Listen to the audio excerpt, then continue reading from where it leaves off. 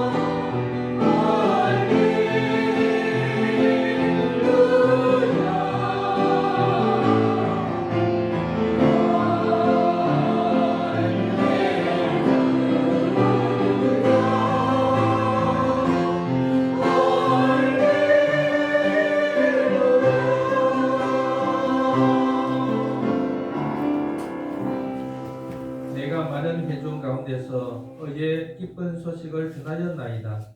여호와여 내가 내 입술을 닫지 아니할 줄을 주께서 아시나이다. 내가 주의 공의를 내 심중에 숨기지 아니하고 주의 성실과 구원을 선포하였으며 내가 주의 인자와 진리를 많은 회중 가운데서 감추지 아니하였나이다. 여호와여 주의 긍휼을 내게서 거두지 마시고 주의 인자와 진리로 나를 항상 보호하소서.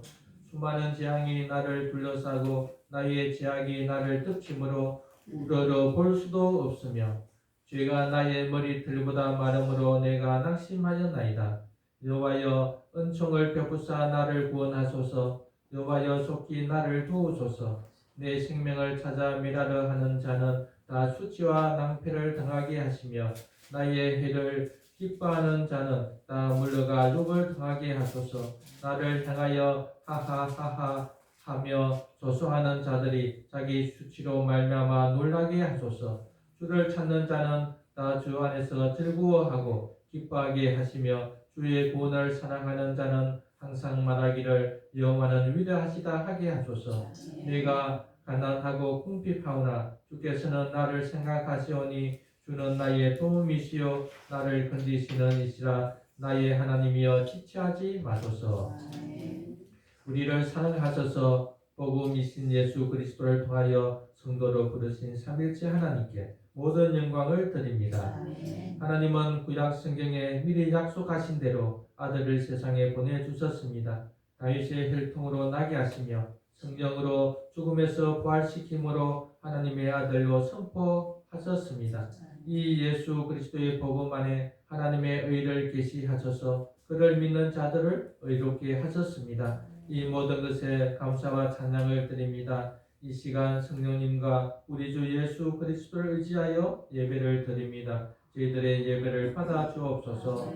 저희들에게 은혜를 베푸셔서 복음이신 예수 그리스도를 알고 인격적으로 살게 하옵소서. 그리스도께서 부르신 부름의 상을 위하여 달려가게 하소서. 우리의 시민권이 하늘에 있음을 알고 거기로부터 구원하는 자 곧 주 예수 그리스도를 기다리게 하소서. 예수 그리스도 이름으로 기원하옵나이다. 아멘. 자, 찬양 드리겠습니다. 17장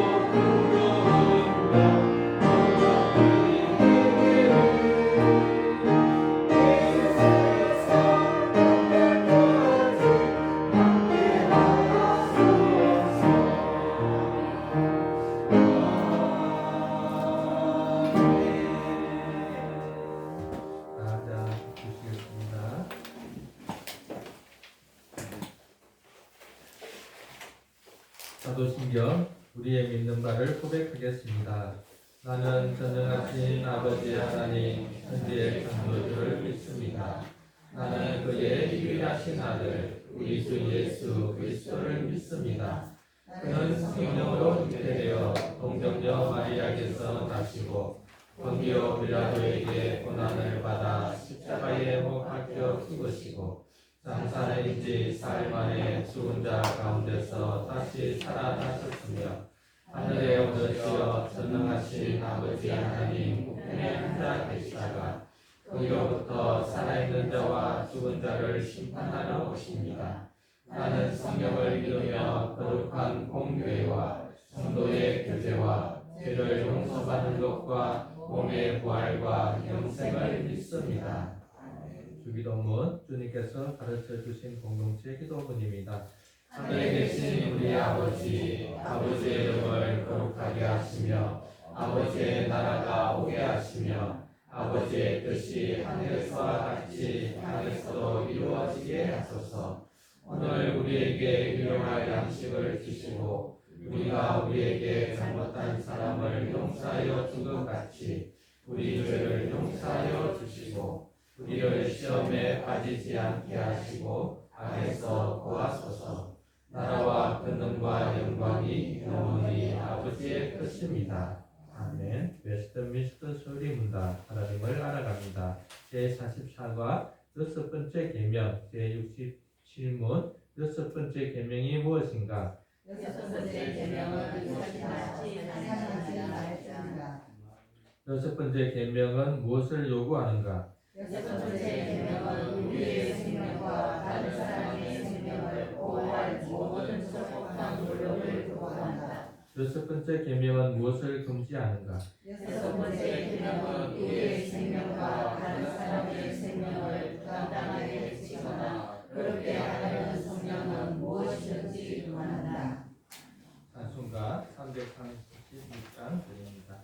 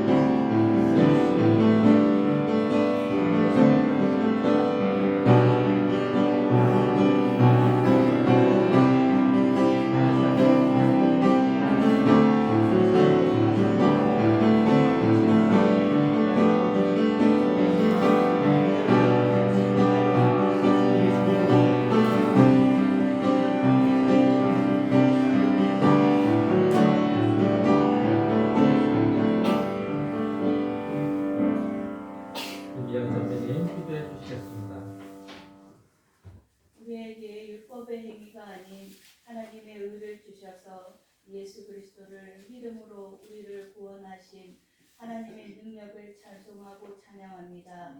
우리를 거룩하고 흠없는 자가 되게 하시고 하나님의 자녀로 불러주셔서 교회로 백성으로 하나님의 다스림을 받게 하여 주시니 감사합니다.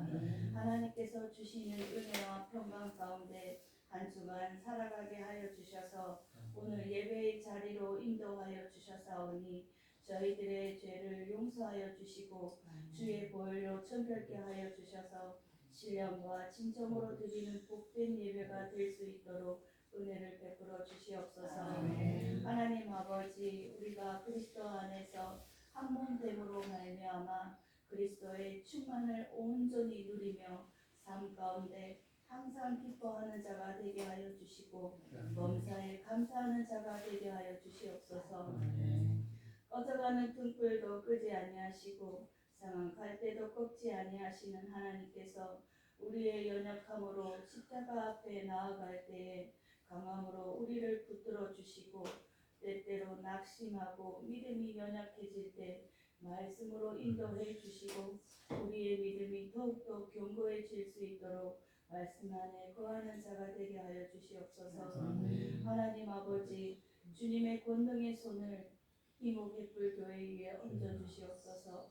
육신이 연약한 성도들이 회복되는 은혜를 베풀어 주시길 기도합니다. 하나님의 은혜 안에서 회복되어서 사도 바울처럼 복음의 빚진 자 되어 복음을 위해 일할 수 있도록 건강의 은혜를 베풀어 주시옵소서. 초신자에게는 성령으로 마음의 문을 활짝 열어주셔서 주님의 인재를 경험할 수 있도록 은혜를 베풀어 주시옵시고 주는 그리스도시요 살아계신 하나님의 아들심을 고백하는 믿음을 주시기를 기도합니다. 우리 이목 햇불 교회가 하나님의 의를 충만히 드러내는 교회가 되게 하여 주시옵소서. 하나님과 뜻을 합하여 사랑과 거룩하심을 드러내는 교회가 되게 하옵소서. 우리의 영이 날마다 그리스도 안에서 새롭게 되어 거듭남으로 말미암아 하나님께 영광 돌릴 수 있도록 오늘도 단위에 세우신 목사님 성령으로 충만하게 하여 주시옵시고 선포되는 말씀이 하나도 땅에 떨어지지 아니하고 우리 이 성도들의 마음밭에 심겨 풍성한 열매를 맺게 하여 주시옵소서. 우리를 하나님의 자녀로 불러주신 하나님께 감사와 영광을 올려드리며 사망 권세를 이기시고 부활하신 예수 그리스도 이름으로 기도드립니다. 아멘. 하나님의 말씀은 빌립보서 3장 12절에서 21절입니다. 신약 322년입니다.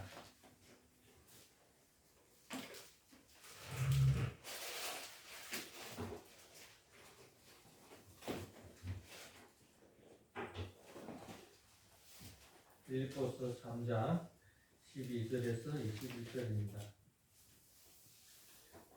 같이 합독하겠습니다. 시작. 내가 이미 얻었다 함도 아니요 온전히 이루었다 함도 아니라 오직 내가 그리스도 예수께 잡힌 바 된 그것을 잡으려고 달려가노라. 형제들아, 나는 아직 내가 잡은 줄로 여기지 아니하고 오직 하늘 즉 뒤에 있는 것은 잊어버리고 앞에 있는 것을 잡으려고 그때를 향하여 그리스도 예수 안에서 하나님이 위에서 부르신 부름의 상을 위하여 달려가노라.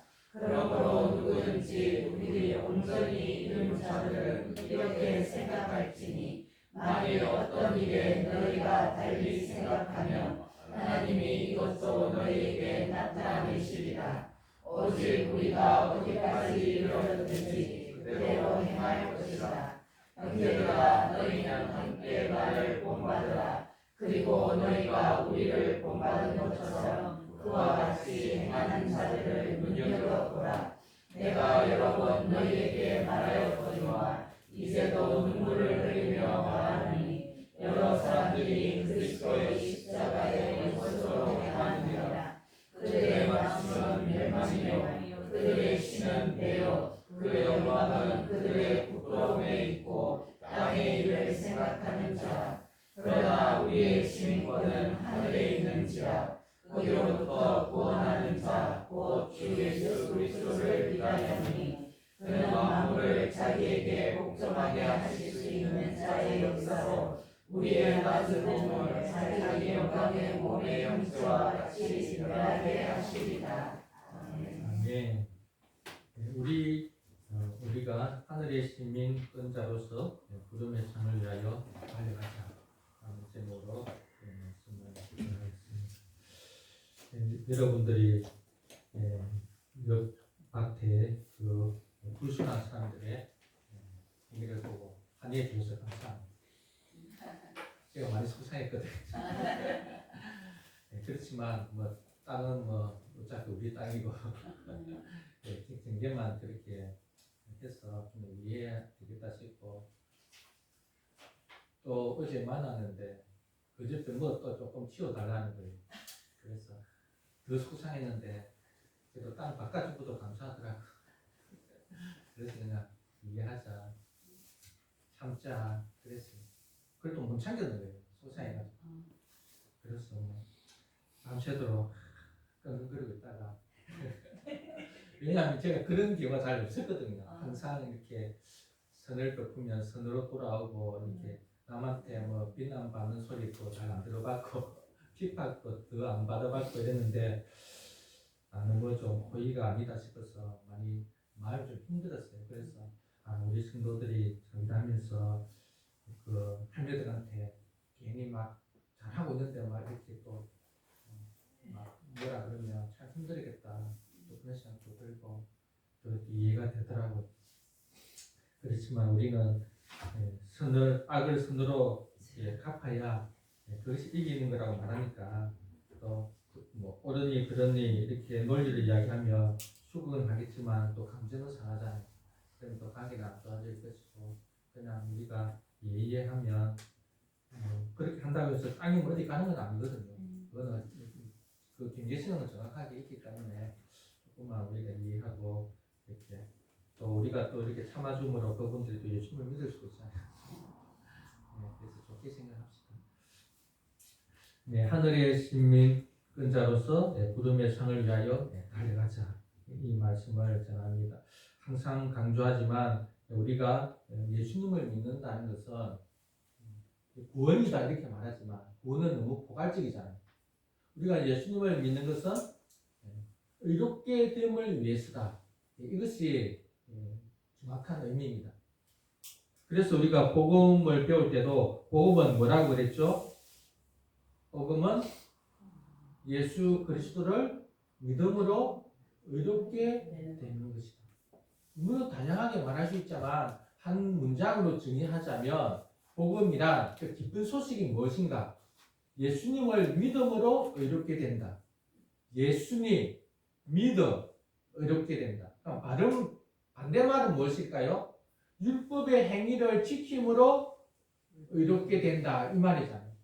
그럼 이 세상에 율법의 행위를 지킬 수 있는 사람은 아무도 없으니까 그 반대말은 결국 우리에게 멸망을 주는 거죠. 기쁜 소식이 아니라는 겁니다.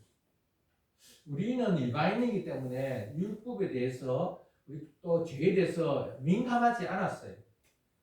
그러나 유대인들은 십계명과 613가지의 분명한 도덕법보다도 더 철저한 어떤 기준을 제시했거든요. 그래서 그 기준을 어릴 때부터 가지고 살아오는 거죠.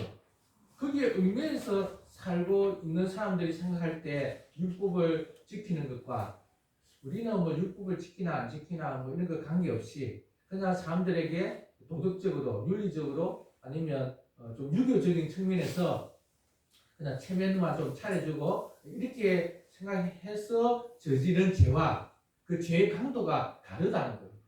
그래서 우리는 의롭게 된다 그러면 솔직히 의롭게 된다는 그 자체도 그렇게 분명하게 선명하게 다가오지 않습니다. 그러나 유대인들은 의롭게 된다는 것은 너무나 중요한 거죠.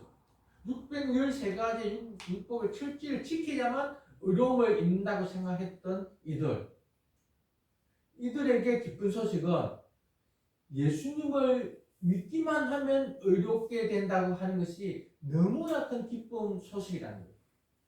613가지를 철저히 지켜야만 의로움이 주어지는데, 즉 하나님이 너는 의롭다 이렇게 말해서 의로운 자가 가지는 은혜가 하나님의 아들됨이고 하나님의 백성됨이고 하나님의 기업을 받을 상속자고 이런 혜택들이 은혜가 주어지는데 그것은 의로움이라는 거죠.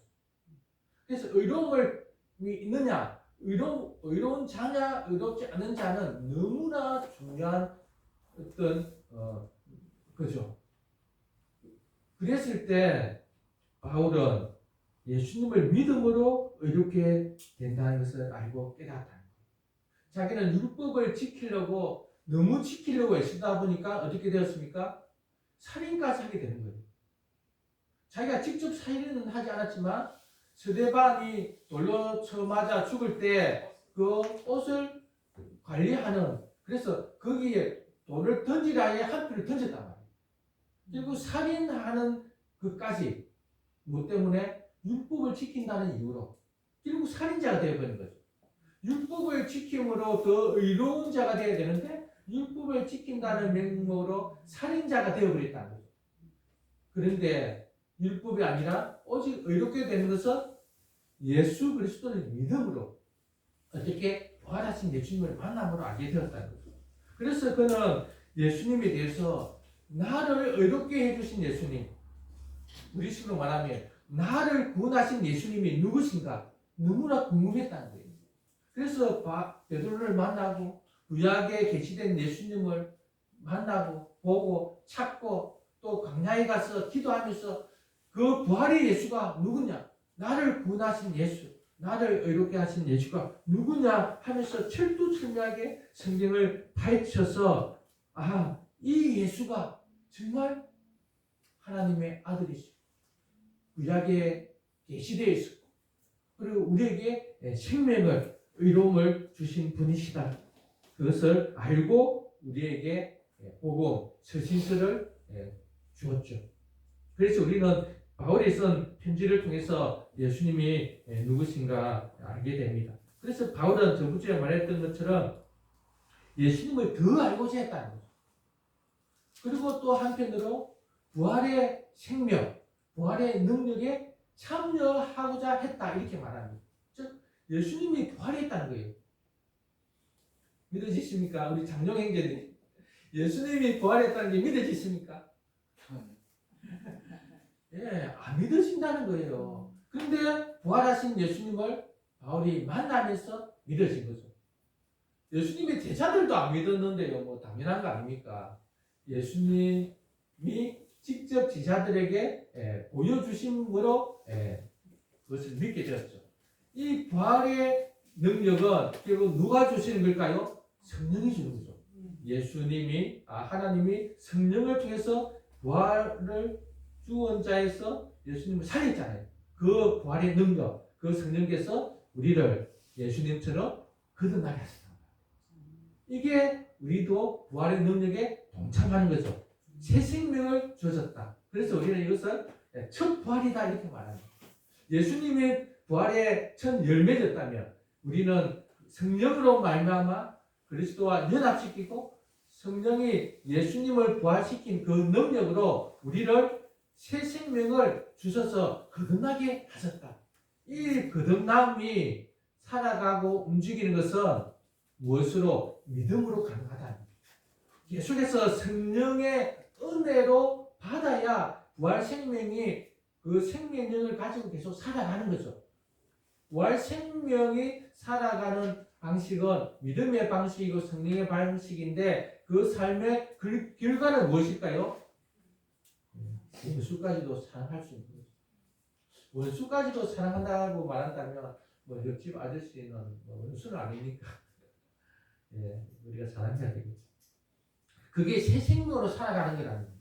우리가 새 생명을 가지고 살아간다고 할 때 옛 삶의 방식을 청산하는 거잖아요.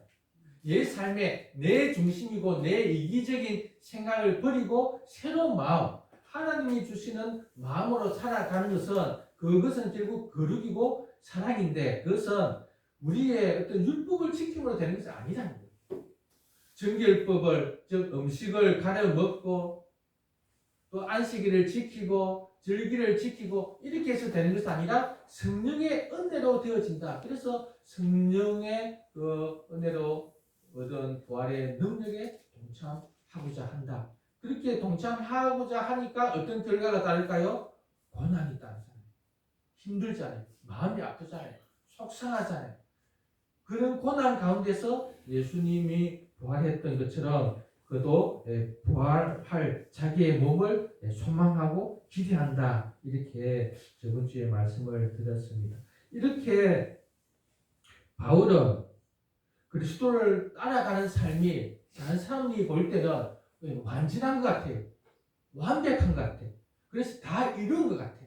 사람들은 바울에게 당신은 너무나 대단합니다. 당신은 정말 우리와 다른 존재로서 정말 예수님과 같은 사람입니다. 이렇게 말할 때에 그는 어떻게 말하는가? 12절부터 13절까지 우리 다시 한번 읽겠습니다. 시작. 내가 이미 이루었다 함도 아니요 온전히 이루었다 함도 아니라 오직 내가 그리스도 예수께 잡힌 바 된 그것을 잡으려고 달려가노라. 형제들아 나는 아직 내가 잡은 줄로 여기지 아니하고 오직 한 일 즉 뒤에 있는 것을 잊어버리고 앞에 있는 것을 잡으려고 뼈대를 향하여 그리스도 예수 안에서 하나님이 위에서 부르신 상을 위하여 달려가노라. 예, 바울은 나는 이미 얻었다. 나는 완성됐다. 여러분들이 말하는 것처럼 나는 예수님처럼 그런 온전한 자다. 그렇게 여기지 않는다는 완벽하지 않다. 온전히 성화의 최종적인 단계, 영화의 존재가 아니다. 이렇게 말합니다. 내가 이미 얻었다 함도 아니요 온전히 이루었다 함도 아니라 오직 내가 그리스도 예수께 잡힌 바 된 그것 무엇일까요? 어렵게 된 예수님으로 말미암아 구원받았는데 이 칭이 어렵게 되었다는 이것이 나에게 주어져서 신분의 변화는 있지만 아직 성화, 아직 나의 삶은 계속해서 쫓아가야 되고 붙잡아야 된다. 누구를? 예수님을. 예수님이 하신 말씀을. 그래서 예수님처럼 되려고 자기는 어떻게 하는가? 달려간다. 천천히 가는 것도 아니고 시험시험 가는 것도 아니고 달려간다. 여러분들 신앙생활 하면서 이제 10년, 20년 되었잖아요. 그래서 이제 내가 이 정도 신앙생활 했으니까 이 정도로 만족해. 그렇게 생각하십니까? 아니면 아직도 부족해. 그렇게 생각하십니까? 부족해 라고만 생각하십니까? 부족하기 때문에 열심히 달려갑니까? 부족하다고만 생각하죠. 그게 가능하겠나? 그냥 이 정도는 하고 말지. 그게 아니라 달려간다. 바울도 달려간다. 바울은 우리가 볼 때 완전한 정말 성인 중에 성인인데 예수님과 근사치에 있는 분인데도 달려간다. 그렇게 말합니다. 13절에 보면 나는 아직 내가 잡은 줄로 여기지 아니하고 오직 한 일, 즉 뒤에 있는 것을 잊어버려. 뒤에 내가 했던 것 다 잊어버려. 우리는 뒤에 것을 먹고 살잖아요. 저도 자꾸 옛날에 했던 것, 옛날에 하나님께 충성하고 전도했던 것, 막 그런 걸로, 그런 것이 간증거리죠. 그걸로 먹고 사는가? 그것이 아니라 오늘, 내일 내가 하는 것이 하나님께 충성이고 간증거리가 되고 그렇게 돼야 되잖아요. 그래서 바울은 잊어버린다. 옛날에 내가 어떻게 했다. 잊어버린다. 우리는 잊어버리기 싫은데, 그죠?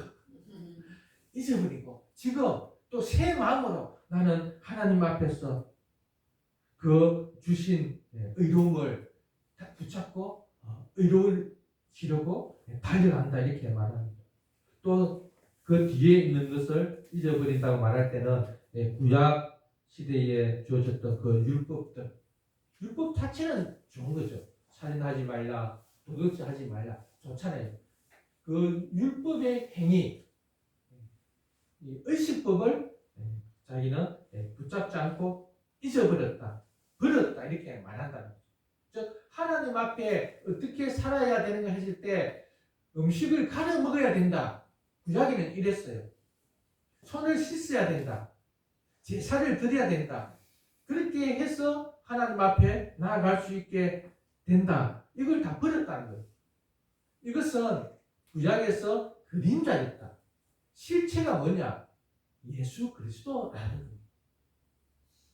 사람이 뭐 돼지고기는 먹지 말라, 뭐 소만 먹으라, 깨끗한 소를 먹어서 내가 깨끗한 상태가 된다. 이것은 하나의 그림자예요. 그림자. 그러니까 실체는 뭐냐? 깨끗한 예수님을 먹어야 된다. 옛날에는 제사를 드려서 한 양이 나의 대신 피를 흘려 죽음으로 내 죄가 그 양에게 증가되어서 양이 죽는 것이 내가 죽는 것으로 하나님이 여기 주심으로 말미암아 내가 죽어서 죄를 사함 받았다고 생각하는 거죠. 근데 실질적으로 누가 죽으냐? 양이 죽잖아요. 이건 하나의 그림자예요. 실제 사람이신 예수님이 죽음으로 그 죄를 내 죄가 증가되어서 예수님이 내 죄를 대신 지고 죽은 것으로 되어질 때 하나님이 온전한 우리에게 죄사함이 주어진다는 거죠. 그래서 구약의 방식들을 자기는 잊어버렸다, 버렸다 이렇게 말하고 오직 앞으로 나아가는데 어떻게 14절 표대를 향하여 그리스도 예수 안에서 하나님이 하늘에서 우리를 위하여 부르시 부름의 상을 위하여 달려간다 이렇게 말합니다. 표대가 뭘까요?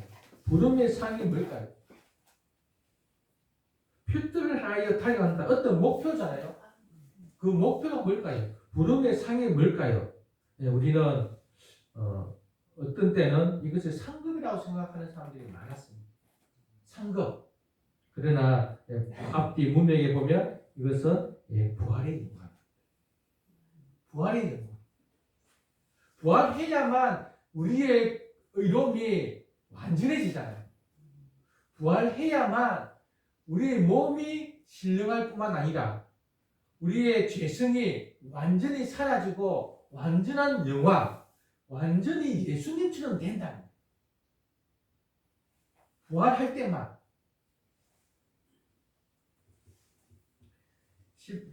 11절에 보면 우리 앞에 있죠. 어떻게 해서든지 죽은 자 가운데서 부활에 이르러 하느니.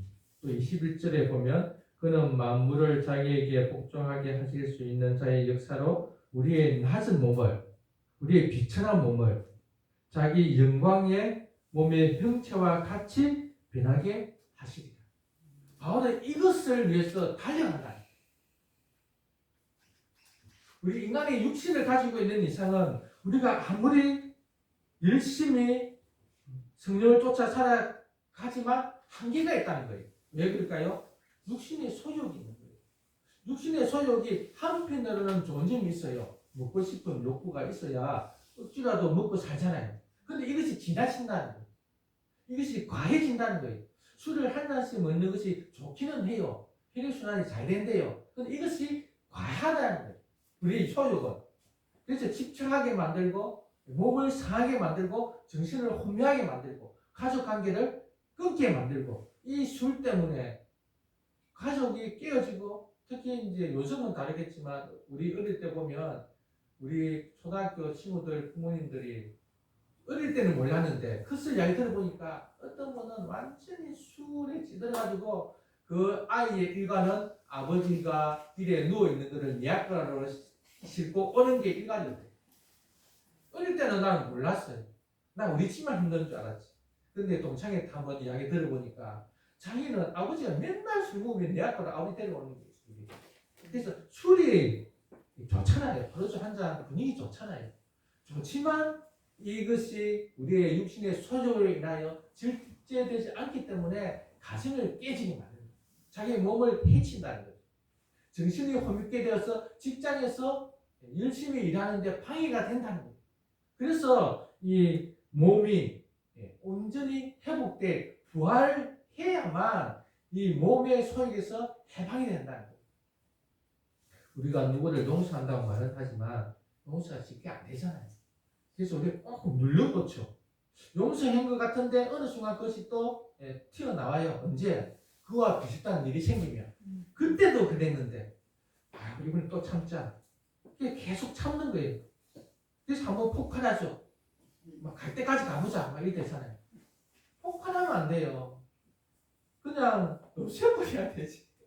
왜 그럴까요? 육신의 소욕이 있기 때문에. 우리가 살아있는 이상은 이 육신의 소욕에서 해방될 수가 없는 거죠. 그래서 바울도 아무리 성인이지만 바울도 그런 마음이 조금씩은 있는 거죠. 그래서 자기는 표대를 향하여 달려간다. 부름의 상을 위해서 달려간다. 자기도 자기를 아니까 천천히 걸어가서는 안 된다는 거예요. 그래서 막 달려간다. 애를 쓴다는 거죠. 주님이 오시는 그날을 기다리며 우리는 열심히 돈 버는데 뭐 애를 씁니까? 열심히 돈 버는데 막 내 에너지를 다 쏟아버리면 집에 와서 누가 아내나 남편이 조금만 뭐 잘못된 말 하면 팍 터지잖아요. 에너지를 다 쏟으면 안 돼요. 한 70%는 남겨놔야 돼요. 그래야 집에 와서 상대방이 또 뭐 같이 이렇게 대화도 하지. 집에 오면 뭐 마트를 나나 밥 먹다 자자 막 이렇게 해보면 안 된다는 거예요. 이제 돈을 쫓아가면 안 되죠. 그것이 아니라 내 마음에 가진 새 마음, 거듭난 마음, 이 마음이 계속해서 성령의 은혜로 믿음으로 말미암아 자라서 사랑이 풍성해지는 것. 예수 그리스도처럼 정말 저들의 죄를 용서하여 주옵소서. 저들이 하는 일을 알지 못하나이다. 그렇게까지 할 수 있도록 나아가는데 100% 그렇게 되지 못한다는 거예요. 주님이 와야만 된다. 그때까지 바울은 달려간다 이렇게 말합니다. 근데 15절 16절에 보면 바울이 그렇게 말할 때 온전히 이룬 자들, 완전히 이루었다 하는 자들, 물론 완전히 여기서 완성된 걸 말하는 건 아니겠죠. 자들이 이렇게 생각할지니 만일 어떤 일에 너희가 달리 생각하면 바울이 이렇게 열심히 달려간다. 나는 부름의 상을 위해서 달려간다. 이렇게 할 때 꼭 그렇게까지 할 필요 있냐. 이렇게 하는 사람들이 있다는 거예요. 그럴 때 하나님은 그들에게도 깨닫게 해주실 것이다. 그래서 16절 누구든지 우리가 어디에 이르렀든지 그대로 행할지니라. 무슨 말이냐면 자기 믿음의 분량이다. 다 바울이 될 수가 없잖아요. 다 성인이 될 수 없잖아요. 부부 간에도 마찬가지고 부자 간에도 마찬가지고 성도 안에도 마찬가지고 자기의 믿음의 분량이 자기의 그 현 단계 수준이 있는 거예요. 그래서 똑같이 비교하면 안 되는 거예요. 그냥 내가 지금 받은 이 은혜로서 가지고 있는 이 성화의 단계 여기서 그냥 각자가 열심히 주님을 바라보고 노력하면 되고 달려가면 되는데 너는 아직 멀었어. 너는 아직 더 열심히 해야 돼. 이럴 필요가 없다는 거예요. 각자가 자기 믿음의 분량대로. 그래서 믿음이 더 성숙한 자는 성숙하지 않은 자들을 위하고 기다려주고 그리고 또 성숙하지 않는 자는 성숙한 자 당신은 그만큼 믿음 생활 오래 하고 성숙했는데 그거 하나 못 참냐? 이렇게 하지 말고 또 그렇게 하고 말하는 사람도 있잖아요. 그렇게 신앙생활 오래 했는데 그것밖에 못하냐?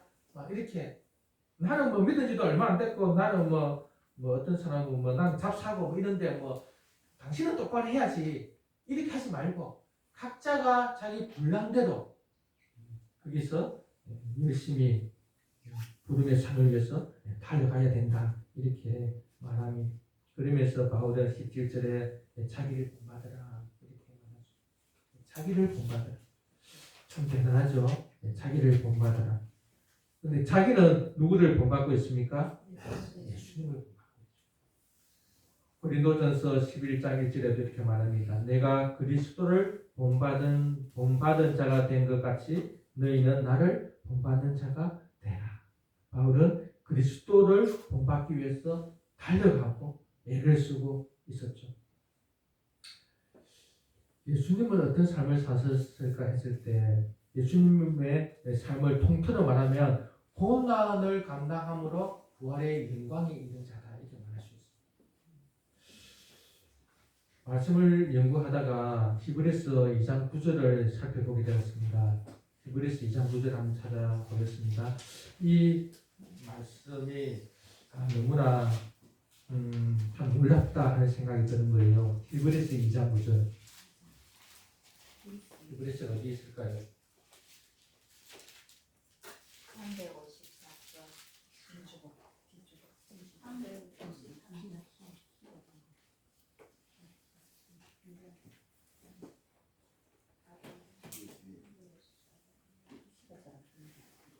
네, 2장 9절 한번 읽어보겠습니다. 시작. 오직 우리가 천사들보다 잠시 동안 못하게 하심을 믿은 자, 곧 죽음의 고난 받으심으로 말미암아 영광과 존귀로 간을 쓰신 예수를 보니 이를 행하심은 하나님의 은혜로 말미암아 모든 사람을 위하여 죽음을 맛보려 하심이라. 네, 제가 세 번역으로 한번 읽어보겠습니다. 예수께서 다만 잠시 동안 천사들보다 낮아지셔서 인간의 몸으로 오신 것을 이야기하죠. 네. 낮아지셔서 죽음의 고난을 당하심으로써 영광과 존귀의 멸관을 받아 쓰신 것을 우리가 봅니다. 인간의 몸으로 왔을 뿐만 아니라 인간을 위해서 그 죽음의 고통, 십자가의 고통을 당하셨죠. 그 고통, 그 십자가에 당하신 그 결과 영광과 존귀의 멸관을 받았었다. 부활의 영광을 이야기하는 거죠. 부활하시면서 그 영광으로 말미암아 또 만유의 주가 되게 하신 거죠. 그는 하나님의 은혜로 모든 사람을 위하여 죽음을 맛보셔야 했습니다. 이렇게 말합니다. 그래서 예수님의 인생은 고난 가운데 영광이 있었다. 바울은 이것을 달려간다 이렇게 말합니다. 예수님을 본받기 위해서 쫓아가는데 어떻게 예수님의 고난에 동참함으로 예수님의 영광을 그 종기를 자기도 가지고자 한다는 거죠. 이렇게 살기를 바란다. 그러면서 에바브로와 디모데가 그렇게 살았다 이렇게 말합니다. 그래서 그들을 주시하여 보라. 그 다음 장에 전에 나오죠. 그들을 주시하여 보라. 바울은 한편으로는 복음을 가지고 교회를 세우는 데에 인생을 바쳤다면 한편으로는 그리스도를 닮아가는 데에 그래서 고난 가운데 예수님처럼 그 영광을 주실 것을 믿으며 살아갔다 이렇게 말합니다. 바울은 그렇게 사셨죠.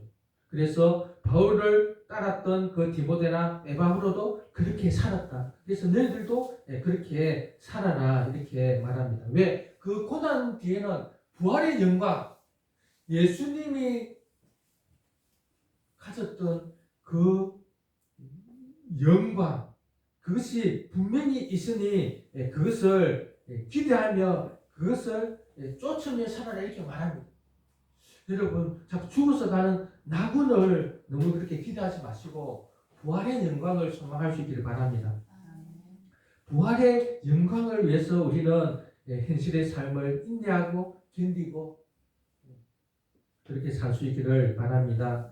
그런데 18절, 19절에 보면 그렇게 안 사는 사람들이 있는 거예요.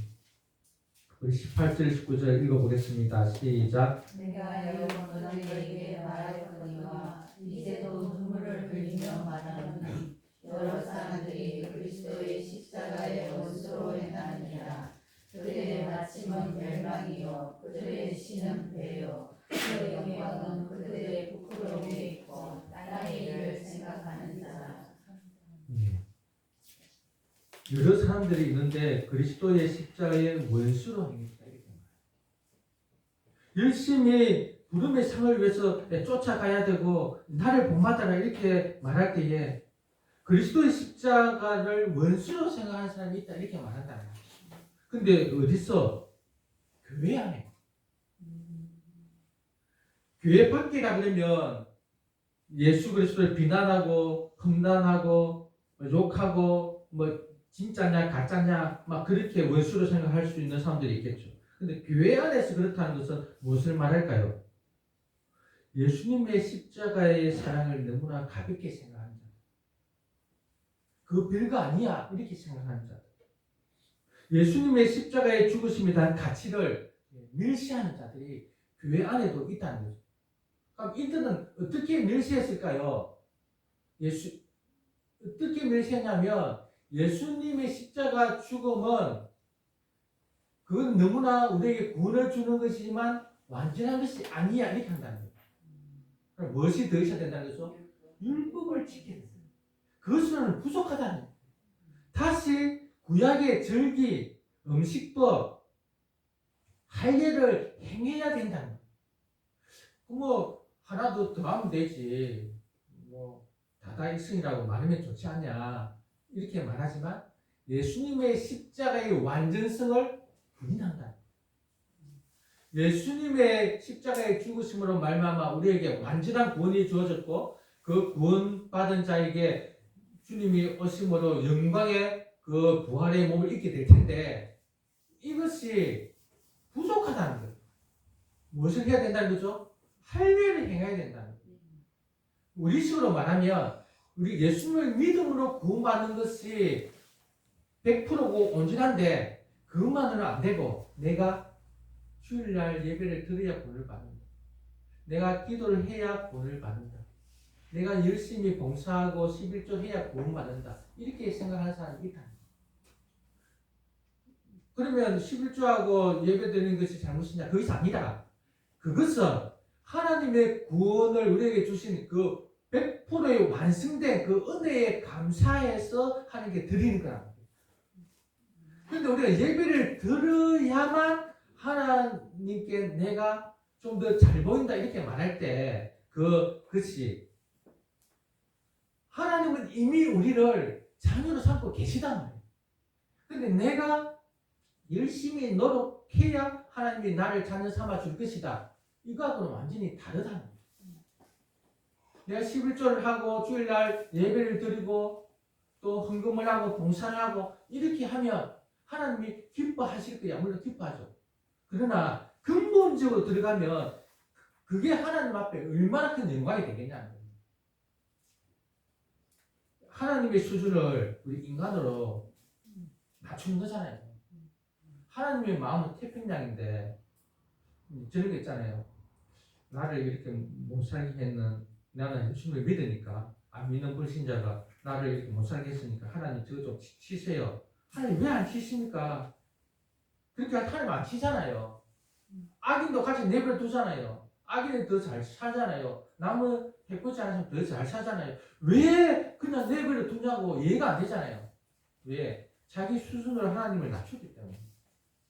하나님의 마음은 태평양이라니까요. 하나님은 그걸 다 내버려 두신다니까요. 하나님은 해를 의인과 악인에게 같이 주신단 말이에요. 근데 우리는 나에게 조금 해를 가하면 왜 저렇게 내버려 두냐고 하나님이 살아계심을 보여주옵소서.